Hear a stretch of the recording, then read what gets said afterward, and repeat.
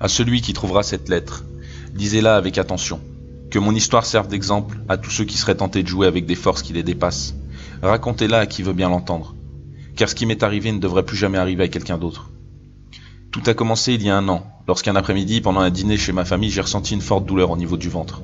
Je me plaignais depuis quelque temps de douleur à cet endroit. Mais c'était la première fois qu'elle était aussi intense. Mon frère m'a donc amené aux urgences. Après quelques analyses et quelques jours d'hospitalisation, le verdict est tombé. J'étais atteint d'un cancer de l'estomac. Celui-ci a été découvert bien trop tard. Les chances de guérison existaient, mais elles étaient très faibles. Ça a été un choc terrible pour moi. J'étais jeune, j'avais plein de projets pour l'avenir. J'en ai fait une dépression. Je ne suis pas sorti de chez moi pendant plusieurs semaines, m'apitoyant sur mon sort. J'avais commencé une chimiothérapie sans trop d'espoir. Mais rien ne fonctionnait. Mon état ne cessait de se dégrader. Il fallait bien l'accepter et j'allais mourir. Il fallait que je mette de l'ordre dans ma vie, que je fasse mes adieux à ma famille, à mes amis. Pourtant, sur le chemin de l'hôpital, il y avait une boutique qui avait ouvert depuis peu et qui m'intriguait. C'était une sorte de magasin de vieux objets, un antiquaire. Sur l'aventure du magasin, on pouvait y voir un panneau, au bouc noir, objets mystiques, porte-bonheur, voyance, guérison. D'habitude, je ne crois pas à ces choses-là, mais si ça marchait, ça se saurait. Et il y aurait foule dans le magasin, mais je pouvais voir à travers la vitre que c'était vide à l'intérieur. Maudit soit ma curiosité, car je suis rentré. Le magasin était plein de vieux meubles et objets poussiéreux. Quelques babioles en métal et beaucoup de grimoires sur une étagère derrière le comptoir. Derrière ce même comptoir, un homme me fixait. Il devait avoir une 60aine d'années. Il était vêtu d'une vieille chemise blanche et d'un pantalon à bretelles. Cela lui donnait un style d'avant-guerre.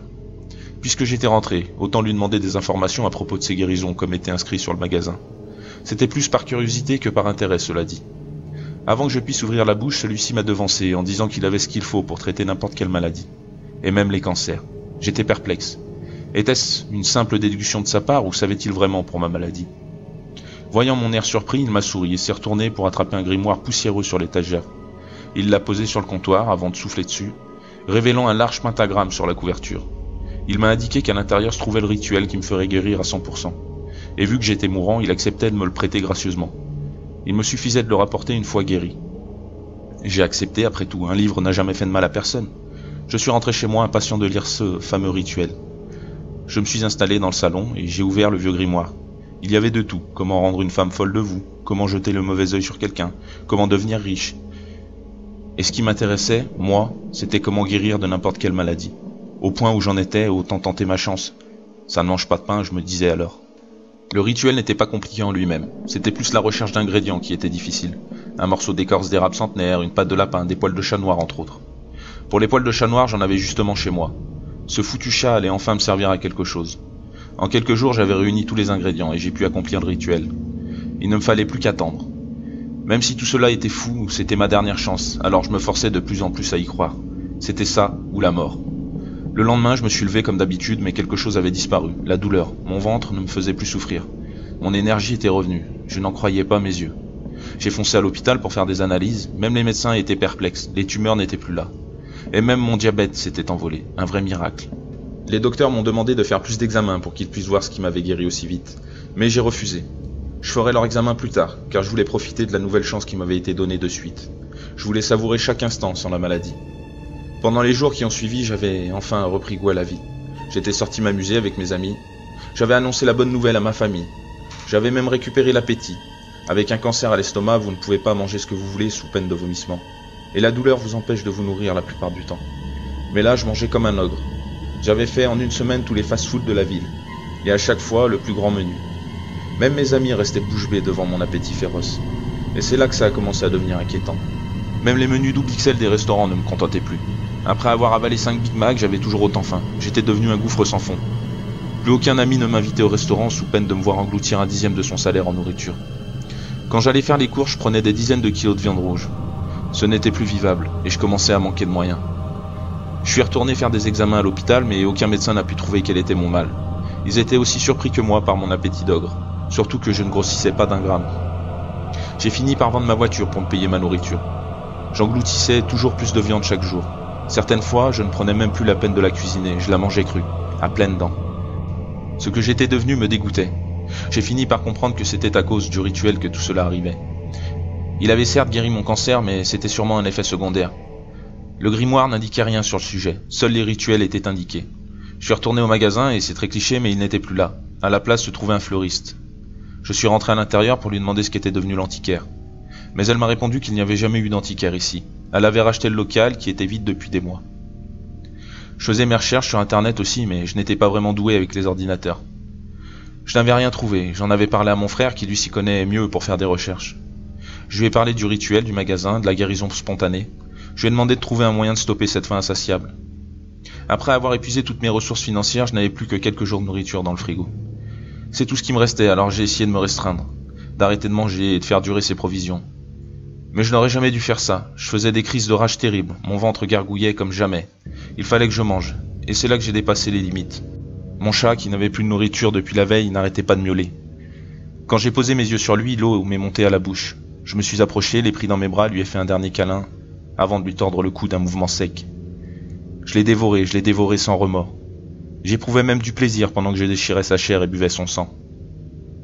J'avais franchi un palier dangereux. J'ai jeté sa carcasse au loin et me suis effondré sur mon lit, repensant à mes actes. Il me fallait de l'aide en vitesse, je devenais un monstre répugnant. Je voulais appeler ma famille à l'aide, appeler mon médecin, mais quelque chose m'en a dissuadé. En regardant par ma fenêtre, je pouvais apercevoir le parc, et en regardant les gens passer, surtout les enfants, je salivais, et ça me terrifiait.